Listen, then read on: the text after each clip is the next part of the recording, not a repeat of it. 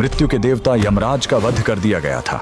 जी हाँ, उस दिन मौत को खुद अपनी मौत देखनी पड़ी थी और उनका वध करने वाले कोई और नहीं बल्कि स्वयं कालों के काल महाकाल थे। सिर्फ अपने एक 16 साल के नन्हे भक्त को बचाने के लिए महादेव ने यमराज की छाती पर ऐसी लात मारी कि यमराज के प्राण निकल गए। कहानी शुरू होती है महान शिव भक्त ऋषि मृकंडू और उनकी पत्नी मरुदवती से। सब कुछ था उनके पास, लेकिन एक ही दुख था, संतान का न होना। उन्होंने शिवजी की कठोर तपस्या की। भोलेनाथ प्रसन्न हुए, लेकिन उन्होंने एक कठिन शर्त रख दी। उन्होंने पूछा, तुम्हें कैसा बेटा चाहिए?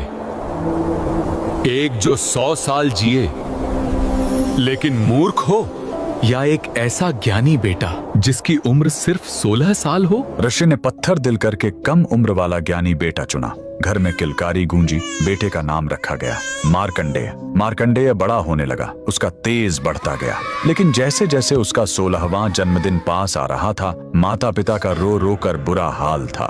जब मार्कंडेय ने कारण पूछा और उसे अपनी मौत का सच पता चला, तो वो नन्हा बालक बिल्कुल नहीं घबराया। उसने कहा, मैं उस महाकाल की शरण में जाऊंगा जो मौत को भी बदल सकते हैं। वह घर छोड़कर एक पवित्र और सुंदर नदी के किनारे आ गया।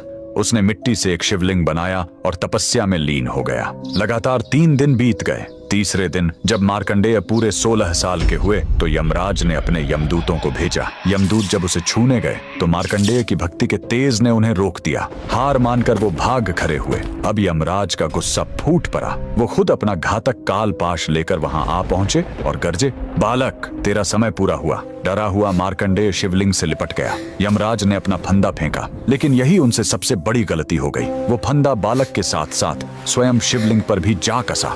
उन्होंने अनजाने में महाकाल को बांधने की कोशिश की थी। तभी जोरदार धमाका हुआ। शिवलिंग फटा और कालों के काल महाकाल प्रकट हुए।